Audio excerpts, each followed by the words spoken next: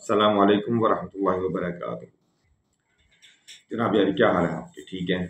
अ, आप जानते हैं कि कल का हमारा एक नागा गुजरा है, उसकी वजह आपको मेरी आवाज़ से महसूस हो रही होगी। तकरीबन पिछले एक हफ्ते से तबीयत काफ़ी ख़राब थी और बावजूद कोशिश की मैं बहुत ज़रूरी मौज़ूआत थे आजकल जिन पर मैं बहस करना चाह रहा था लेकिन नहीं कर पाया। बहरहाल आज हम ईरान और इसराइल के मौजू के ऊपर अपनी एक तीसरा हम व्लॉग करेंगे। इस व्लॉग के हवाले से मैं आपको बता दूं कि ईरान पर जो इसराइल ने हमले किए हैं हम उनकी वजूहात के ऊपर बात करेंगे और फिर पाकिस्तान का क्या आने वाले दौर में पाकिस्तान के ऊपर इसका क्या असर हो सकता है, हम इसके ऊपर बात करेंगे। हमारी जो टोटल आपके साथ बात होगी वो 10 टॉपिक्स के ऊपर होगी और 10 के 10 टॉपिक्स जो हैं वो मैं पहले आपको बता देता हूँ। सबसे पहले तो हम बात करेंगे कि इसराइल का क़याम कब हुआ, कैसे हुआ, फिर इसराइल के क़याम की क्या वजह थी, नंबर 2, और फिर नंबर 3 इसराइल की दुश्मनियाँ कौन सी हैं और कौन सी थी, फिर नंबर 4 इसराइल की इब्तदाई कामयाबियाँ क्या थी और नाकामियों का इसे कब मुंह देखना पड़ा। पांचवा था इसका इसराइल की फौजी कामयाबी के बाद इक्तिसादी मैदान में इसने कैसे तरक्की की। छठा फिर ये है कि इंडिया की ढके छुपे अंदाज से पहले और अब अलग ऐलान इसराइल की हिमायत और उसका असर क्या है आजकल के सिनेरियो के ऊपर। फिर सातवां यह कि इंडिया ने पहले पीएलओ को धोखा दिया और फिर अब ईरान की पीठ में छुरी घोंपी है, तो इसके ऊपर हम डिस्कस करेंगे।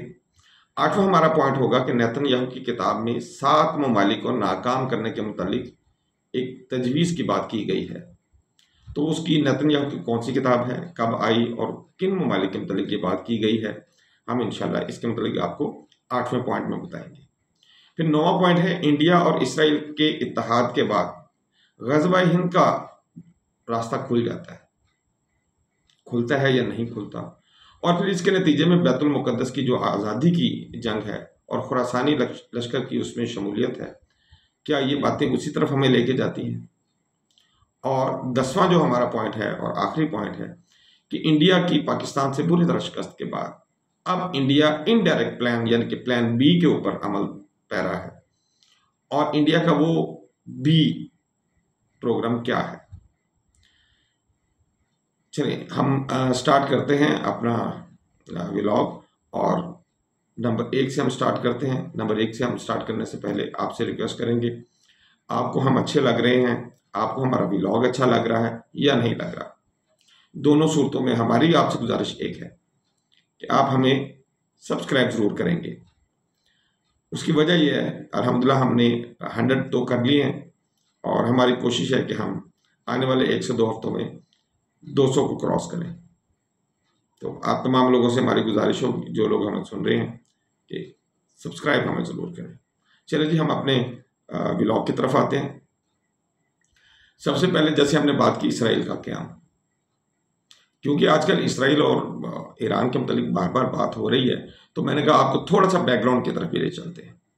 तो इसराइल का क़याम 14 मई 1948 को हुआ, जब यहूदी रहनुमा डेविड बिन गोरियान ने इसराइल की आज़ादी का ऐलान किया और ये बाद में उनका फिर वज़ीर आज़म भी बना था। ये ऐलान बरतानवी मैंडेट के खात्मे के बाद किया गया, क्योंकि यहाँ पर पहले तो उस्मानी गवर्नमेंट थी यानी कि तुर्कों की गवर्नमेंट थी, फिर उनसे ब्रिटिश ने ली और ब्रिटिश ने फिर इनको आबाद किया वहाँ पे ऐलान बिलफोर के मुताबिक। अच्छा, जिसके बाद 1948 की अरब इसराइल जंग भी हुई है। जब ये उसने ऐलान किया डेविड बिन गोरियान ने, तो फिर 1948 में यहाँ पे जंग भी हुई है। फिर इसी हवाले से 1949 में इस अपना तमाम कज़ी को ले जाया गया, तो इसराइल को अक़वाम मुत्तहिदा ने 1949 को तस्लीम कर दिया था। पाकिस्तान ने आज तक इसराइल को तस्लीम नहीं किया। दुनिया के बहुत सारे ममालिक हैं जिन्होंने इसे तस्लीम नहीं किया, जिनमें पाकिस्तान भी है, ईरान भी है, सऊदी अरब भी है। इसराइल के क़याम की वजूहात क्या थी? इसराइल के क़याम की बहुत सारी वजूहात थी। नंबर 1 तारीख़ी, नंबर 2 सियासी, नंबर 3 मजहबी और नंबर 4 माशरती। हम एक एक करके इन तमाम का जायज़ा ले लेते हैं। यहूदियों की तारीखी या मजहबी वापसी के हवाले से हम बात करें तो यहूदी रवायात के मुताबिक मौजूदा जो इसराइल और फ़लस्तीन का इलाका है, जिसे वो अर्ज़ फ़लस्तीन कहते हैं, ये उनका कदीम वतन है और इसमें कोई शक वाली बात भी नहीं है। जहाँ उनकी मुक़द्दस किताबों तौरात वगैरह के मुताबिक अंबिया की ये सरजमीन थी और यरूशलेम यहूदियों के लिए मुक़द्दस तरीन शहर है, जहाँ उनका कदीम हैकल सुलेमानी है। ये हैकल सुलेमानी क्या है? ये बेसिकली हज़रत सुलेमान अलैहिस्सलाम के मुतालिक जिसे कहा जाता है, क्योंकि सुलेमान अलैहिस्सलाम बहुत बड़े बादशाह थे और उनका एक बहुत बड़ा यहाँ पे यरूशलेम में महल था, लेकिन ज़माने की दस्तबुर्द ने बिल्कुल उसको बराबर करके रख दिया और अब उसका नामो निशान भी नहीं मिलता। तो मस्जिद अक्सा के नीचे ये उसकी उसे ढूंढते फिरते हैं कि ये यहीं पे कहीं पे है और इनकी कोशिश ये है कि किसी तरीके से मस्जिद अक्सा को हम तबाह करें और उसके नीचे से इसकी बुनियादें निकालें और उसके ऊपर हम दोबारा हैकल सुलेमानी तैयार करें। बहरहाल देखते हैं, अल्लाह ताला अपना करम करे। फिर दूसरी वजह जो बनी है इनकी इसराइल को कायम करने की, वो ना तो आप कहें तारीखी है ना मजहबी है, वो है मुआशरती लेवल पे। तकरीबन वो इस तरह के यहूदियों पर यूरोप में जुल्म बहुत ज़्यादा हुआ, इसमें कोई शक नहीं। यही वजह है कि सहूनी तहरीक जो है वो सदियों तक, और कहने का मतलब यहूदियों पर एक तो जुल्म बड़ा हुआ और दूसरा सहूनियों के खिलाफ बहुत ज़्यादा तहरीक चलती रही है यहाँ पे, क्योंकि इनको वो शैतानी लोग कहते थे। ये जहाँ रहते थे कोई ना कोई शरारत में करते थे और लोगों को तंग करते थे, कोई ना कोई इन्होंने वहाँ पे पेट से आपा डाला होता था। तो यही वजह कि पूरे यूरोप में इनको कहीं भी जाए मार नहीं मिलती थी।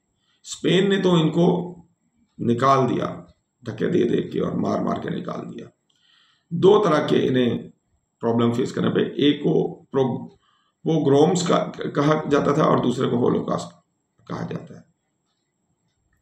इन दोनों प्रोग्राम से शायद इनको, आपको पता है कि होलोकॉस्ट तो वो है जो अपना जर्मनी में हिटलर ने इनको जलाया और सारा कुछ किया, और इसी तरह पोग्रोम्स जो हैं ये रशियन इलाके में, यूक्रेन का इलाका हो गया, पोलैंड का इलाका हो गया, उस वक्त वो सल्तनत रूस का इलाके ये सारे शामिल थे उसमें।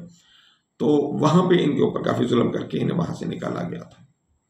बहरहाल 19वीं सदी के आखिर में सहूनी तहरीक, जिसको ज़ायनिज़्म कहते हैं, वो शुरू हुई, जिसका मकसद ये था कि यहूदियों के लिए एक अलग कौमी वतन जो है वो कायम किया जाए। इसका जो बानी था उसका नाम था थियोडोर हर्जल। अच्छा, फिर आगे चलते हैं तो बरतानवी अहद की बात आ जाती है। बरतानवी अहद में यह है कि 1917 में बिलफोर्ड डिक्लेरेशन आता है। बरतानिया जो है वो यहूदियों के लिए फ़लस्तीन में कौमी घर बनाने की हिमायत का ऐलान कर देता है। रीज़न इसके पीछे ये होती है कि क्योंकि पहली और दूसरी जंग अज़ीम में बहुत ज़्यादा ये उधार ले चुके होते हैं बैंकों से, और बैंक आपको पता है सारे के सारे यहूदियों की एक किस्म की सल्तनत है जिससे वो पूरी दुनिया पे हुकूमत कर रहे हैं। तो तब भी यही हालात थे। तो गवर्नमेंट ऑफ बरतानिया ने क्योंकि इनसे लोन लिए हुए थे, बहुत ज़्यादा लोन लिए हुए थे, कर्ज के नीचे थी, तो उस हवाले से फिर उन्होंने फ़लस्तीन की इनसे ज़मीन ली। बहरहाल 1917 का बिलफोर्ड डिक्लेरेशन हुआ। पहले जंग अज़ीम के बाद जब सल्तनत उस्मानी का खात्मा हुआ तो फ़लस्तीन पर बरतानवी कंट्रोल हुआ, तो यहूदियों की उस तरफ माइग्रेशन या हिजरत बढ़ने लगी। फिर जब दूसरी जंग अज़ीम हुई और होलोकॉस्ट हुआ तो फिर तादाद बहुत तेज़ी के साथ बढ़ने लगी, क्योंकि नाजी जर्मनी के हाथों ढेर सारे जो है यहूदी जो है उनको जलाकर मारा गया और वैसे भी मार दिया गया। यही वजह है कि आलमी सतह पर भी और यूरोप में भी इनकी हमायत में भी काफ़ी इजाफा हो गया और फिर इनकी नकल मकानी काफ़ी ज़्यादा होनी शुरू हो गई यहाँ पे। फिर अक़वाम मुत्तहिदा ने का एक मंसूबा था जो कि इस इलाके की तकसीम के हवाले से था। तो 1947 में अक़वाम मुत्तहिदा ने फ़लस्तीन को यहूदी और अरब रियासतों में तकसीम करने का मंसूबा पेश किया। यहूदी क़यादत ने इसे कबूल कर लिया, जबकि अरबों ने इसे मुस्तरद कर दिया। और यही वजह है कि 1948 14 मई 1948 को बरतानिया के इनखला के बाद यहूदी रहनुमाओं ने इसराइल की आज़ादी का ऐलान किया, जिसके रद्द अमल में 1948 की जंग लड़ी गई और इसराइल के इस ऐलान के बाद मिस्र, उर्दन और शाम के अलावा दीगर जो आसपास के अरब ममालिक थे उन्होंने इसराइल के साथ जंग की। लेकिन इसराइल के पास उस वक्त एक तो असला काफ़ी बेहतर था और दूसरा इनके पीछे अमेरिका और बरतानिया का हाथ भी था, जिसकी वजह से ये जीत गए। इसराइल का क़याम जो है वो यहूदी कौम परस्ती यानी कि सहूनियत के ऊपर बेस करता है। और मजे की बात देखें, वजह उसके पीछे है यूरोपीय जुल्म, और यूरोप के जुल्म का बदला ये ले रहे हैं फलस्तीनियों से। अंदाजा आप करें, ये फलस्तीन पर नौवादियाती कंट्रोल का नतीजा जो निकला वो ये था कि ये फलस्तीन के अरबों के लिए बहुत बड़े अलमिया का सबब बन गया, जो कि आज तक जिसके ऊपर ये सारा कुछ चल रहा है। इसराइल की जो दुश्मनी है उसी वक्त से चली आ रही है। आपको पता है 1973 में भी 1967 में भी जंग हुई है, फिर 1973 में भी जंग हुई है 48 के बाद। तो ये जंगों का सिलसिला और दरमियान में झड़पों का सिलसिला चलता रहा है। इसराइल को जो दुश्मनियाँ रही हैं वो इस हवाले से हम उसको कह सकते हैं कि ये सियासी, मजहबी और इलाकाई तनाज़ात की वजह से इसके वजूद को हमेशा खतरा रहा है। अगर हम लोकल की बात करें, जो इसके आसपास जो रही हैं वो हमास है, फतेह है, PLO के साथ इसकी रही है, फिर आजकल फ़लस्तीनी इस्लामी जिहाद है, ईरान है, इराक, शाम, लीबिया, यमन, और ये सारे ममालिक जो हैं इसकी दुश्मन रहे हैं। इसराइल की कामयाबियां और नाकामियां जब हम गिने तो इसराइल ने अपने क़याम 1948 से लेकर आज तक मुतअद्दिद शोबों में काबिल ज़िक्र कामयाबियां हासिल की।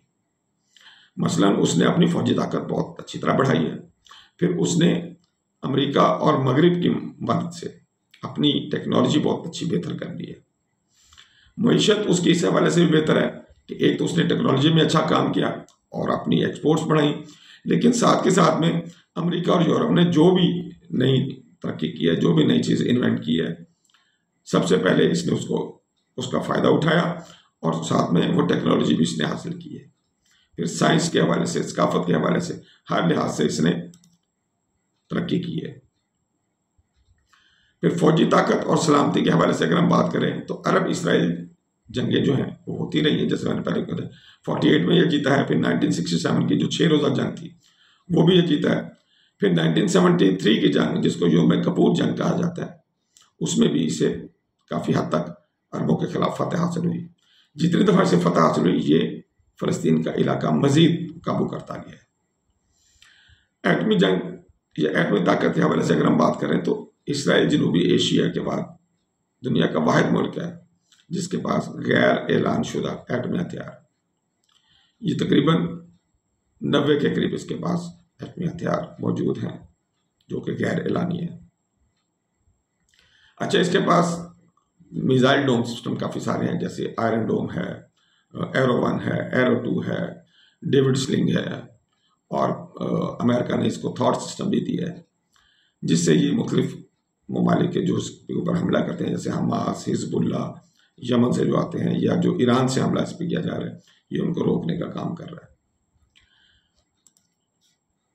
इस तरह अगर हम बात करते हैं इसराइल की फ़ौजी कामयाबी के बाद उसके इक़्तिसादी मैदान में तरक्की की, तो फ़ौजी टेक्नोलॉजी की बरामदात के हवाले से अगर हम बात करें तो इसराइल अपनी जदीद फ़ौजी टेक्नोलॉजी की वजह से और उनकी बरामदात की वजह से काफ़ी अच्छी आमदनी हासिल करता है, जिसमें ड्रोन्स हैं, मिसाइल डिफेंस के सिस्टम्स हैं, साइबर सिक्योरिटी सॉल्यूशंस वगैरह शामिल हैं, और इसके अलावा भी बहुत सारा असला जो है ये एक्सपोर्ट करता है। फिर साइंस और टेक्नोलॉजी में तरक्की की अगर हम बात करें तो इसराइल ने फ़ौजी तरक्की के अलावा सिविल टेक्नोलॉजी को भी फ़रोग़ दिया जिससे हाईटेक इंडस्ट्री को फ़ायदा पहुंचा। इसराइल को स्टार्टअप नेशन भी कहा जाता है क्योंकि यहाँ बेशुमार टेक्नोलॉजी स्टार्टअप्स मौजूद हैं। फिर अमेरिका और बैनुल-अक़वामी इमदाद की अगर हम बात करें तो इसराइल को अमेरिका से सालाना अरबों डॉलर फ़ौजी इमदाद मिलती है, जो कि तकरीबन अगर हम एवरेज करें 2 से 3 अरब डॉलर तो हर साल मिल जाता है, जो उसके मईशत को मुस्तहकम करने में बहुत मदद देता है। फिर बैनुल-अक़वामी सरमायाकारी के हवाले से बात किया है कि बहुत सारे यहूदी जो हैं वो भी और ईसाई लोग भी जो मगरिब से ताल्लुक़ रखते हैं वो इसराइल के अंदर बेशुमार अपना जो है वो बैरूनी सरमायाकारी करते रहते हैं। इसराइल की मजबूत फ़ौजी और सिक्योरिटी सूरत हाल ने गैर मुल्की सरमायाकारों को इसकी तरफ बहुत राग़ब किया था स्पेशली इसकी टेक्नोलॉजी और डिफेंस सेक्टर। लेकिन आज जो हालात हुए हैं, मुझे लगता है कि ये अब काफ़ी कमी आएगी इस चीज़ में। जैसे हमने पहले बात किया कि इसराइल की फौजी कामयाबी के बाद उसने इक्तिसादी मैदान में भी तरक्की हासिल की, तो कुदरती वसाइल की दरियाफ्त हो गई। जैसे हालिया वर्षों में इसराइल ने कुदरती गैस के कुछ ज़खायर भी दरियाफ्त हुए हैं, जिससे इसकी तवानाई में खुद इंसारी जो है उसमें भी इजाफा हुआ है। फिर आला तालीम और हुनरमंद अफराती क़ुव्वत की वजह से इसराइल के तालीमी निज़ाम और फौजी तरबिया ने एक हुनरमंद और ऐसी अफराती क़ुव्वत से तैयार करके दिया है जो जदीद सनतों के क़याम में बहुत ज़्यादा सलाहियत रखती है। फिर भारत को इसराइल के पहले खुफिया और अब खुलम खुला हमायत का रुझान जो है वो हमें नजर आ रहा है। भारत के मुतालिक आप जानते हैं कि ये जब से हम इसे देख रहे हैं कि जनाब ऊपर ऊपर से ये फ़लस्तीन के हक में बातें करता है, ज़ुबानी बातें सारी इसराइल के हक में, जबकि इसकी मादी तौर पर जितनी भी इसकी हिमायत है वो सारी की सारी हमेशा से इसराइल के हक में रही है। भारत की इसी रविश की वजह से खित्ते में जो है वो एक मुतनाज़ा और तशवीशनाक सूरत हाल भी पैदा हो रही है। ये इक़दाम न सिर्फ ये कि फ़लस्तीनी अवाम के हकूक़ के ख़िलाफ़ है, बल्कि ये आलमी अमन के लिए भी ख़तरा है। दिफाई ताउन के हवाले से अगर हम बात करें तो भारत और इसराइल के दरमियान हथियारों, ड्रोन और जासूसी टेक्नोलॉजी के बड़े मुआहदे हुए हैं। हत्ता कि हमास के ख़िलाफ़ लड़ने के लिए इंडिया ने अपने लोग तक भेजे हैं। जी, इंडिया के फ़ौजी तक लड़ने के लिए आए हैं, और इंडिया ने तकरीबन इस वक्त तक 40,000 के करीब अपने मजदूर जो हैं उन मजदूरों की जगह भेजे हैं जो पहले फ़लस्तीन से आके यहाँ पे काम करते थे इसराइल में। भारत ने हालिया वर्षों में अक़वाम मुत्तहिदा में फ़लस्तीन मुखालिफ पोजीशन भी ली है और इसराइल की सहूनी पॉलिसियों को गैर मुस्तकीम तौर पर तक़वियत भी दी है। मजहबी एजेंडे की अगर हम बात करें तो मोदी सरकार का जो हिंदुत्व का नज़रिया है और इसराइल के साथ जो मजहबी कौम परस्ती का जो इश्तराक है, दोनों ममालिक को एक दूसरे को बहुत करीब ले आया है, और ये दोनों मिल के जो है अब बहुत सारी साजिशें भी कर रहे हैं। इंडिया का पहले PLO के साथ धोखा। तारीखी तौर पर PLO फ़लस्तीनी अवाम की नुमाइंदा जमात रही है। कुछ हल्कों का मानना है कि इंडिया ने माजी में PLO के साथ दोहरी पॉलिसी अपनाई, जिसमें उसकी तरफ से तो फ़लस्तीन के हक में ज़ुबानी हिमायत की गई, लेकिन दूसरी तरफ इसराइल के साथ ताल्लुकात मुस्तहकम करने पर भी उससे ज़्यादा जोर दिया गया। इंडिया का इसराइल के साथ बढ़ता हुआ जो ताउन है वो 1990 की दहाई से इंडिया ने इसराइल के साथ दफाई, इक़्तिसादी और टेक्नोलॉजी के शोबे में ताल्लुकात को ज़्यादा तेज़ी देनी शुरू की है। और फ़लस्तीन की हमायत में कमी अगर हम देखें तो अगरचे इंडिया अक़वाम मुत्तहिदा में फ़लस्तीन के हक़ में वोट देता रहा है, लेकिन अमली तौर पर इसराइल के साथ उसके ताल्लुकात ने फ़लस्तीनियों की उम्मीदों को धोखा दिया है। ईरान और इंडिया के ताल्लुकात हम सब ये समझते रहे कि ये तो बहुत अच्छे और बहुत आला मकाम तक पहुंचे रहे हैं, लेकिन ईरान की पीठ में भी इसने छुरा घोंपा है। ईरान और इंडिया के ताल्लुकात में उतार चढ़ाव तो आता रहा, लेकिन कुछ वाक़यात और पॉलिसी फैसलों की वजह से ये तासुर उभरा है कि इंडिया ने ईरान के मफादात के खिलाफ बहुत तेज़ी के साथ काम करना शुरू कर दिया है। स्पेशली देखिए, चाबहार की जो बंदरगाह का मामला, इंडिया ने इराक के साथ चाबहार बंदरगाह के मनसूबे पर काम किया, लेकिन कभी इसमें दिलचस्पी कम कर दी, कभी बढ़ा ली, कभी कम कर दी, कभी बढ़ा ली, जिससे ईरान को इक़्तिसादी तौर पर काफ़ी नुकसान हुआ।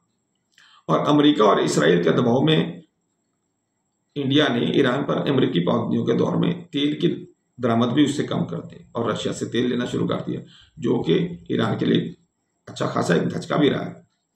इसराइल के साथ कुर्बत ने इंडिया ने ईरान के दुश्मन मुल्क इसराइल के साथ दिफाई और इक़्तिसादी मुआहदे किए, जिसे ईरान अपने खिलाफ एक कदम समझता है और बिल्कुल सही समझता है।